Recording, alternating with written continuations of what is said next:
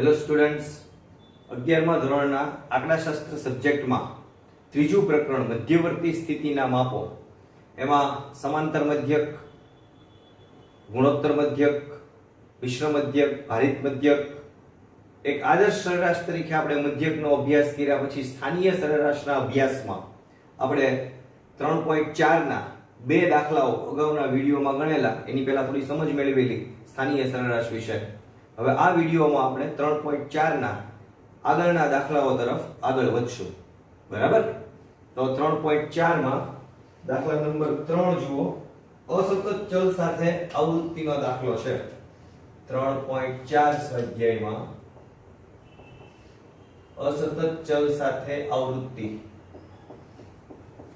અસતત ચલ અને આવૃત્તિ એટલે વર્ગીકૃત માહિતીનો જ દાખલો કહેવાય, પણ અસતત ચલ સાથે આવૃત્તિનો દાખલો. જો આની રકમનો આપણે અભ્યાસ કરીએ કે ભાઈ એક કોલેજમાંથી પસંદ કરેલા 80 વિદ્યાર્થીઓની ઉંમર નીચેના કોષ્ટકમાં આપેલી છે. એટલે કોલેજમાંથી 80 વિદ્યાર્થી પસંદ કરીને એની ઉંમર વિશે માહિતી લીધી. તો 17 વર્ષની ઉંમરના 11 વિદ્યાર્થી, 18 વર્ષની ઉંમરના 14 વિદ્યાર્થી, એમ કરતા કરતા 23 વર્ષની ઉંમરના 4 વિદ્યાર્થીઓ છે. મધ્યસ્થ શોધવાનો છે. આ ઉપરાંત Q1 એટલે પહેલો ચતુર્થક, ચોથો દશાંશક અને 32મો શતાંશક, આ રીતે આપણે 4 માપ સ્થાનીય સરેરાશના શોધવાના છે. ઉંમર જે છે એને આપણે ચલ x કહીએ. ઉંમર જે આપેલી છે વર્ષમાં એને આપણે ચલ x કહીએ અને વિદ્યાર્થીઓની સંખ્યા એને આપણે આવૃત્તિ f કહીએ. આના ઉપરથી આપણે સંચય આવૃત્તિ મેળવશું. તો ઉંમર 17, 18, 19, 20, 21, 22 અને 23. એની સામે વિદ્યાર્થીની સંખ્યા તો 11, 14, 22, 15, 8, 6 અને 4. આના ઉપરથી આપણે સંચય આવૃત્તિ પહેલા મેળવીએ. ક્યુમ્યુલેટિવ ફ્રીક્વન્સી એટલે આવૃત્તિઓને આપણે ભેગા કરતા જઈએ. તો સૌથી પહેલા આવશે 11. 11 માં 14 ઉમેરો એટલે 25, માં 22 ઉમેરો તો 47, 47 માં 15 ઉમેરો એટલે 62 ને 8 70 ને 6 76 અને 4 80. એટલે 80 વિદ્યાર્થીઓ કુલ અહીંયા અને સંચય આવૃત્તિનું છેલ્લું ખાનું. હવે પહેલા મધ્યસ્થ શોધવાનો છે. તો મધ્યસ્થનું સૂત્ર n+1/2 મું અવલોકન. n માં આપણે 80 લખીએ. 80 + 1 41, સોરી 81 ભાગ્યા 2 એટલે 40.5 મું અવલોકન થશે. મધ્યસ્થ 40.5 મું અવલોકન. હવે 40.5 કઈ બે સંચય આવૃત્તિ વચ્ચે આવશે? તો કે 25 થી 47 વચ્ચે. એટલે આને કન્સેપ્ટની રીતે સમજવું હોય તો આ રીતે બોલાય કે 25 સંચય આવૃત્તિ 25 હોય ત્યાં સુધી ચલ 18 એ કામ કરે. કામ કરે ઇન ધ સેન્સ કે 25 આવૃત્તિમાં 25 સુધી ચલ 18. જેવી આવૃત્તિ 26 થાય તો જો જેવી આવૃત્તિ 26 થાય એટલે 25 થી 26 ની વચ્ચેના જે આવૃત્તિ એનો લોપ થઈ જાય છે. એ ક્યાંય નથી હોતી એવું આપણે કહી શકીએ. આ બરાબર કન્સેપ્ટ આગળ જતા તમને મજા જ આવશે. આ કન્સેપ્ટ ઉપર જ દાખલો છે આખો. હું એમ કહું 40.5 આની બે વચ્ચે હોય, 25 થી 48 વચ્ચે, એટલે 47 સામે કયો ચલ થયો? 19. એટલે મધ્યસ્થ 19 અને આ ચલ છે એ વર્ષોમાં છે એટલે જવાબ 19 વર્ષ એમ થાય. બરાબર? પણ આ છે ને કન્સેપ્ટ વાઇઝ થોડુંક મોડું રહી જાય. આમાં શું આપણે સમજવું જોઈએ કે 40.5 એટલે આ બે સંચય આવૃત્તિની વચ્ચે 40.5 આવે એ વાત સાચી, પણ જ્યાં સુધી 25 હોય ત્યાં સુધી આ ચલ 18 જેવી આ સંચય આવૃત્તિ 26 પહોંચે, અવલોકન 26 પહોંચે તો 25 ને 26 ની વચ્ચેના જે અવલોકનો છે ને જો એ પોઈન્ટમાં આવે તો ત્યાં શું કરવું એની ચર્ચા આપણે બહુ મજાની અહીંયા કરવાની છે. બરાબર?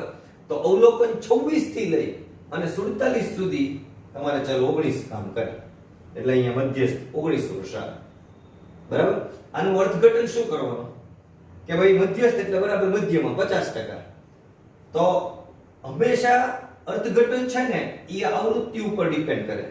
એટલે આનું અર્થઘટન આપણે એવું કરી શકીએ કે 50% વિદ્યાર્થીઓની ઉંમર 19 વર્ષ કે તેથી ઓછી હશે. બરાબર? મધ્યસ્થ એટલે એક્ઝેક્ટ 50%. તો 50% વિદ્યાર્થીઓ, જો આ જે આવૃત્તિ છે ને એની ઉપર ટકાવારી બોલે, 50% વિદ્યાર્થીઓની ઉંમર 19 વર્ષ કે તેથી ઓછી હશે. એટલે આને બીજો અર્થ એવો પણ થાય કે 50% વિદ્યાર્થીઓની મહત્તમ ઉંમર 19. બરાબર? 19 વર્ષ જે છે એ 50% વિદ્યાર્થીઓની મહત્તમ ઉંમર અને બાકીના 50% વિદ્યાર્થીઓની લઘુત્તમ ઉંમર. એટલે કે 19 વર્ષ એવી જગ્યાએ છે કે જેથી 50% વિદ્યાર્થીઓ એથી નાની ઉંમરના છે અને બાકીના 50% વિદ્યાર્થીઓ એથી વધુ ઉંમરના છે. એટલે 50% વિદ્યાર્થીઓની 19 વર્ષ ઉંમર 19 વર્ષ કે તેથી ઓછી હશે અને બાકીના 50% વિદ્યાર્થીઓની ઉંમર 19 વર્ષથી વધુ હશે. ક્લિયર? ચાલો, મધ્યસ્થ શોધ્યા પછી આપણે પહેલો ચતુર્થક શોધીએ. તો અહીંયા ઉપર આપણે પહેલો ચતુર્થક શોધીએ. q1 which is equal to 1 in bracket n plus 1 upon 4 mu અવલોકન. આ પહેલો ચતુર્થક એટલે અહીંયા એક લખ્યો છે, નો લખો તો પણ ચાલે. 80 + 1 ભાગ્યા 4 mu અવલોકન. તો 81 ભાગ્યા 4 કરીએ આપણે 81 divided by 4 તો 20.25 મું અવલોકન. તો 20.25 એ કઈ બે સંચય આવૃત્તિની વચ્ચે આવશે? 20.25 એ કઈ બે સંચય આવૃત્તિની વચ્ચે આવશે? જો 11 થી 25 વચ્ચે. એટલે 11 સુધી ચલ 17 કામ કરે. જેવું અવલોકન કે આવૃત્તિ 12 થાય તો 12 થી લઈને 25 સુધી તમારે ચલ 18 કામ કરે. 18 Q1 એટલે 25%, પહેલો ચતુર્થક એટલે 1/4 ગુણ્યા 100 એટલે 25%. એટલે 25% વિદ્યાર્થીઓની ઉંમર 18 વર્ષ કે તેથી ઓછી હશે. એટલે પહેલા 25% વિદ્યાર્થીઓની મહત્તમ ઉંમર 18 વર્ષ. બરાબર? આનું અર્થઘટન લખીએ. 25% વિદ્યાર્થીઓની ઉંમર 18 વર્ષ કે તેથી ઓછી હશે. એટલે 75% વિદ્યાર્થીઓની ઉંમર 18 વર્ષથી વધારે. બરાબર? 18 વર્ષ છે એ એવા પોઈન્ટ ઉપર છે કે જ્યાંથી 25% વિદ્યાર્થીઓની ઉંમર ઓછી હશે, કાં તો 18 વર્ષ હશે કાં તો એનાથી ઓછી હશે.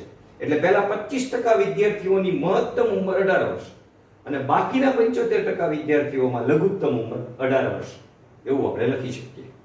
ચાલો, પહેલા ચતુર્થક પછી આપણે શોધવાનો છે ચોથો દશાંશક D4. યસ, તો D4 which is equal to 4 in bracket n plus 1/10 mu અવલોકન. એટલે 4 + 80 + 1/10 mu અવલોકન. એટલે 32.4 આવશે. 81/10 8.1 ને 4 સાથે ગુણીએ એટલે 32.4 mu અવલોકન D4.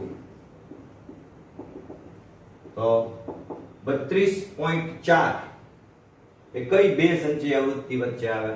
જો 25 થી 47 વચ્ચે આવે. 32.4. બરાબર? તો 47 ની સામે D4 એટલે કે 19 વર્ષ. હવે આનું અર્થઘટન શું થાય કે 40% વિદ્યાર્થીઓની ઉંમર 19 વર્ષ કે તેથી ઓછી હશે. હવે અહીંયા આ મધ્યસ્થનું અને અહીંયા આ દશાંશકનું બંનેના અર્થઘટનમાં જુઓ, અહીંયા હવે 50% લખ્યા છે, અહીંયા 40% લખ્યા છે. બરાબર, પણ 40.5 એ આ બંનેની વચ્ચે આવે અને 32.4 એ પણ 25 અને 47 ની વચ્ચે જ આવે. બરાબર, એટલે આમાં આપણે અર્થઘટન આવું લખી શકીએ કે 40% વિદ્યાર્થીઓ ની ઉંમર 19 વર્ષ કે તેથી ઓછી હશે. સાહેબ આનું કારણ શું? એનું કારણ એ કે 19 ઉંમર હોય એવા 22 વિદ્યાર્થીઓ છે. ક્લિયર? જો આનું કારણ શું એ પરફેક્ટ અવર્ગીકૃત માહિતી જો તમારા માઇન્ડમાં સેટ થાય ને એનું ટ્રેલર, તો તમને સમજાય કે આનો આ બે શું કામ સરખું હોય. જુઓ, પહેલા 11 વિદ્યાર્થીઓ 17 વર્ષની ઉંમરમાં, એનો અર્થ શું કરવાનો કે 17 17 17 આ 11 વખત હશે, પછી 18 14 વખત હશે. બરાબર, અને પછી 19 જે છે એ 22 વખત હશે. હવે મધ્યસ્થ એટલે એક્ઝેક્ટ વચ્ચે 40.5, તો 40.5 એ તમે એક્ઝેક્ટ ગોતવા જાઓ તો 40મું અવલોકન ને 41મું અવલોકન એ બંને 19 19 જ હશે. તમે જોજો અવર્ગીકૃત માહિતીમાં ધારો કે 17 17 17 11 વખત લખો તમે. બરાબર, પછી 18 18 છે એ 14 વખત લખો, 17 જે છે એ 11 વખત, 18 14 વખત, એટલે ઓલરેડી 25 અવલોકન થઈ ગયા. પછી આ 22 વખત તમારે 19 19 લખવાના, એટલે તમે 48 અવલોકન સુધી પહોંચી ગયા. હવે કુલ તો 80 અવલોકન છે, તો 40.5 એટલે 40મું વત્તા 41મું, તો 40 ને 41મું બેયમું અવલોકન 19 જ આવશે, એટલે અહીંયા જવાબ 19 આવ્યો. ઈ જ રીતે ચોથો દશાંશ ચોથો 32.4મું અવલોકન, તો 32મું અવલોકન, અને આપણે અવર્ગીકૃતની રીતે જો આગળ હાલીએ તો પણ 32મું અવલોકન, પછી 33મું માઈનસ 32મું અવર્ગીકૃતમાં જેમ કરીએ એમ તમે આમાં આગળ વધો તો પણ તમારે જવાબ જે છે એ 19 જ આવશે. બરાબર, કારણ કે 19 વર્ષની ઉંમરવાળા 22 વિદ્યાર્થીઓ છે. ઓકે, અને તમે અવર્ગીકૃતમાં ગોઠવી કરશો તો પણ મધ્યસ્થ ને ચોથો દશાંશક 19 જ આવશે. એટલે આ 50% વિદ્યાર્થીઓની 19 વર્ષ કે તેથી ઓછી હશે, એટલે એ 19 વર્ષમાં તમે એક્ઝેક્ટ આ વિદ્યાર્થી ઉપર આવ્યા, 40મા વિદ્યાર્થી ઉપર, એટલે 19 વર્ષ ત્યાં બોલે છે. અહીંયા ચોથા દશાંશમાં એક્ઝેક્ટ 32 33મા વિદ્યાર્થી પર આવો તો પણ એની ઉંમર 19 વર્ષ જ હોવાની, એટલે 19 વર્ષ બોલે છે. બરાબર, એટલે આ બંને સાચું જ છે. અવર્ગીકૃત માહિતીમાં તમે ગોઠવી અને ચેક કરશો ત્યારે તમને પરફેક્ટ ખ્યાલ આવશે. ઓકે, હજી એક માપમાં શોધવાનું બાકી રહી ગયું છે, એ છે P32. બરાબર, 32મો શતાંશક શોધવાનો છે. તો 32માં શતાંશકનું આપણે સૂત્ર લખીએ, P32 which is equal to 32 in bracket n plus 1 upon 100મું અવલોકન, એટલે 32 કૌંસમાં 80 + 1/100મું અવલોકન, એટલે 32 ગુણ્યા 81 ભાગ્યા 100, 32 multiplied by 81 divided by 100, એટલે 25.92. જુઓ, P32 એટલે 25.92મું અવલોકન. હવે આ 25.92 કઈ બે સંચય આવૃત્તિ વચ્ચે આવે? જુઓ તો 25.92 કઈ બે સંચય આવૃત્તિ વચ્ચે આવે? મેં મધ્યસ્થ વખતે જે ચર્ચા કરી હતી ને અહીંયા કામ લાગશે. તો તરત જ તે કોઈ એવું કહેશે 25 થી 48 વચ્ચે 25.92 આવે. નહીં, રોંગ. કારણ કે 25 સુધી ચલ 18 કામ કરે, પછી સીધું 26 જ કામ કરે, એટલે 26 થી 47 વચ્ચે 19 ચલ કામ કરે. બરાબર, એટલે 26, 27, 28 એટલે 25 અવલોકન સુધી, પછી સીધું 26મું અવલોકન જ આવે. 26 થી 47 બધા અવલોકનો છે 19 છે. 12 થી 25 બધા અવલોકનો 18 છે. અને 11 અવલોકનો, પહેલા 11 અવલોકનો છે ને એ 17 છે. ક્લિયર?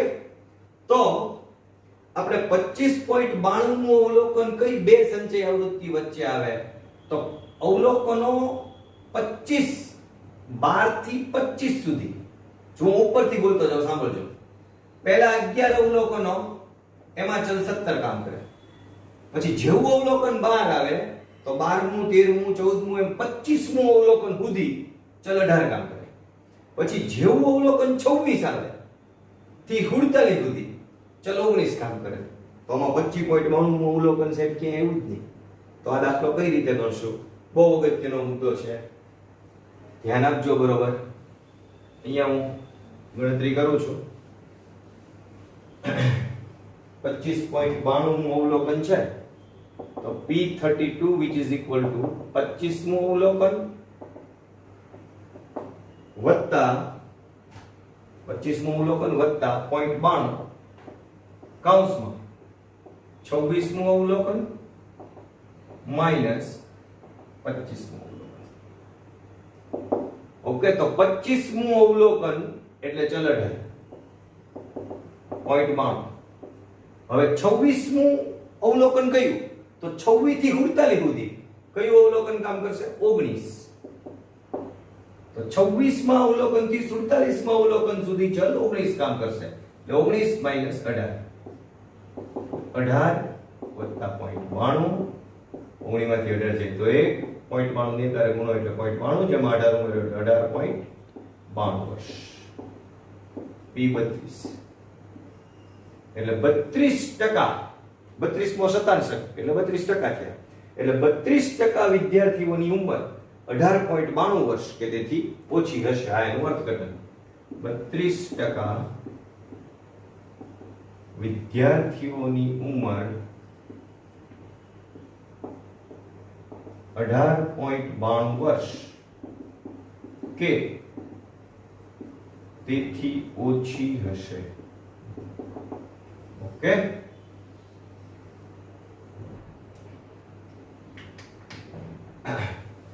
તો આ આપણો 3.4 નો ત્રીજો દાખલો થયો.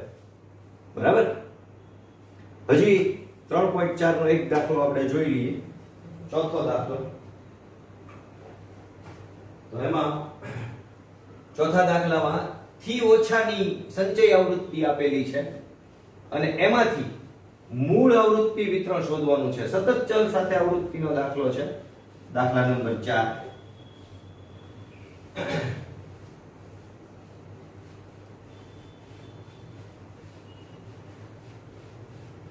તો એ થી ઓછાની સંચય આવૃત્તિમાંથી આપણે મૂળ આવૃત્તિ વિતરણ પહેલા મેળવશું અને મૂળ આવૃત્તિ વિતરણ મળી જાય પછી આપણે જેમાં બે સવાલો પૂછ્યા છે એની આપણે ચર્ચા કરશું. તો જુઓ, એક પેઢીના કર્મચારીઓનો વેતનનો મધ્યસ્થ શોધવા માટે નીચેની માહિતીનો ઉપયોગ કરો. મધ્યસ્થ શોધવાનો છે. હવેનો જે વાક્ય છે ને ઇટ્સ વેરી ઇમ્પોર્ટન્ટ કે સૌથી વધુ વેતન મેળવતા 20% કર્મચારીઓના વેતનની ન્યૂનતમ સીમા. એ પછી ચર્ચા કરીએ આપણે. ચલો, પેલા વેતન આપ્યું છે 1000 રૂપિયામાં 5 કે તેથી વધુ એટલે 5000 કે તેથી વધુ વેતન, 10000 કે તેથી વધુ વેતન. બરાબર, એમ કરતા કરતા 30000 કે તેથી વધુ વેતન. તો આને આપણે કયા વર્ગમાં ફેરવીએ?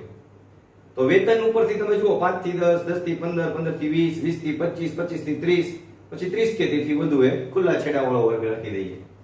તો ચોથા દાખલામાં ઉપર પહેલા એક લખીએ કે થી ઓછા ના સંચય આવૃત્તિ વિતરણને થી ઓછાના સંચય આવૃત્તિ વિતરણને મૂળ આવૃત્તિ વિતરણમાં ફેરવતા. મૂળ આવૃત્તિ વિતરણમાં ફેરવતા એટલે આને મૂળ આવૃત્તિ વિતરણમાં ફેરવીએ તો જે વેતન આપ્યું છે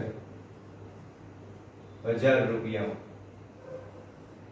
એમાં તમે જુઓ 5 થી 10,000, 10 થી 15,000, 15 થી 20,000, 20 થી 25 થી 30 અને પછી 30 થી વધુ. હવે આની સામે જે આપણે કર્મચારીની સંખ્યા લેવી છે, કર્મચારીની સંખ્યા એટલે કે આવૃત્તિ, એના પરથી સંચય આવૃત્તિ. હવે આમાં થોડું ઇન્ટરેસ્ટિંગ છે, બરાબર ધ્યાન આપજો. જુઓ, સૌથી પહેલા શું કીધું છે? 5000 કે તેથી વધુ, એટલે એમાં તો બધા જ કર્મચારી આવી જવાના. 120 એ 120, બરાબર. 5000 કે તેથી વધુ 120 જણા છે, બરાબર. અહીંયા હું બરાબર ધ્યાન આપજો. 5000 કે તેથી વધુ, આમ એવા 120 કર્મચારી છે. ઓકે. પછી 10000, 10 કે તેથી વધુ, એમાં 10 છે એ 1000 માં છે એટલે હું 1000 બોલું છું. 10000 કે તેથી વધુ એવા 117 જણા છે. 10000 કે તેથી વધુ એવા 117 જણા છે, બરાબર. હવે 5000 કે તેથી વધુ એવા 120 કર્મચારી છે કે જેની આવક 5000 કે તેથી વધુ છે. ઓકે. હવે અહીંયાથી હું વરીને એમ બોલું 10000 કે તેથી વધુ એવા 117 છે, તો આ બેની વચ્ચે કેટલા આવશે? 5 થી 10 ની વચ્ચે બહુ સ્વાભાવિક છે 3 કર્મચારી આવે. જો બરાબર, હજી એકવાર ધ્યાન આપો. 5000 કે તેથી વધુ, અહીંયા 5000 ના પોઈન્ટ ઉપર ઉભા રહીને તમે એમ બોલો કે અહીંયાથી વધુ હોય એવા 120 કર્મચારી છે. ઓકે. પછી આ 10000 કે તેથી વધુ હોય આ બાજુ બોલો તો 117 છે, તો આ બેની વચ્ચે કેટલા આવશે? 3, બરાબર. આ 3 કઈ રીતે આવ્યા 5 થી 10000 ની વચ્ચે? તો કે ભાઈ 120 માંથી 117 બાદ કર્યા. હવે 117 માંથી 106 તમે બાદ કરો એટલે 10 થી 15000 વચ્ચે 11 આવે. ચેક કરવું હોય તો આપણે કરી લઈએ. જુઓ, 10000 કે તેથી વધુ એવા 117 છે. હવે 15000 કે તેથી વધુ એવા 106 છે. જો આ 10000 કે તેથી વધુ આમ એવા 117 જણા છે, અને આમથી જાવ તો 106 જણા છે. તો 117 માંથી 106 કાઢો તો અહીંયા 11 કર્મચારી આવે. એ રીતે 106 માંથી 76 કાઢો એટલે 30, 15 થી 20 વચ્ચે આવશે. 76 માંથી 31 કાઢો એટલે 41, 51, 61, 71, 40 ને 5 45 આવશે. 20 થી 25 વચ્ચે, 31 થી 12 વચ્ચે 19 કર્મચારી આવશે, અને 30 કે તેથી વધુ એમાં 12 કર્મચારી આવશે, બરાબર. આનો સરવાળો કરીએ. 3 ને 4 ને 5 9 ને 18 ને 2 20 ની શું વધી 2 ને 3 ને 3 6 ને 4 10 ને 11 ને 12. Okay, right. 120 કર્મચારી પૂરા, બરાબર. આ સંચય આવૃત્તિમાંથી મૂળ આવૃત્તિ વિતરણમાં આપણે ફેરવીએ. ઓકે. હવે આનો મધ્યસ્થ પહેલા શોધવા માટે આપણે શું કરીએ? પહેલા આની સંચય આવૃત્તિ મેળવી લઈએ. એટલે 3 ને 11 14, 14 ને 30 44 ને 45 કરીએ તો 89, 89 ને 19 108 ને એમાં 12 ઉમેરીએ એટલે 120. ઓકે. મધ્યસ્થ શોધશો.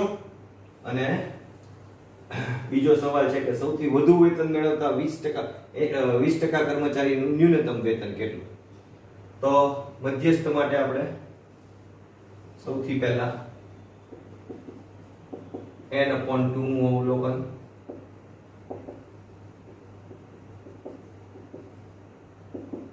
તો 120 ભાગ્યા 2, તો 120 ભાગ્યા 2 કરો એટલે મધ્યસ્થમાં આવશે 60 મું અવલોકન.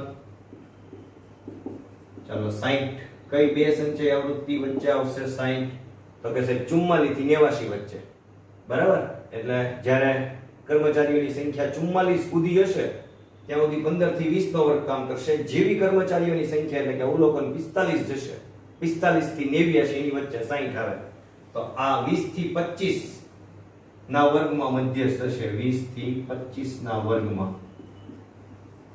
હવે આમાં નિવારક વર્ગો છે બધા. જુઓ, 5 થી 10, 10 થી 15, જ્યાં પૂરું થાય ત્યાં આગળ શરૂઆત થાય છે એટલે તમારી અધરસીમાં 20 આવશે, વર્ગ લંબાઈ 5 આવશે.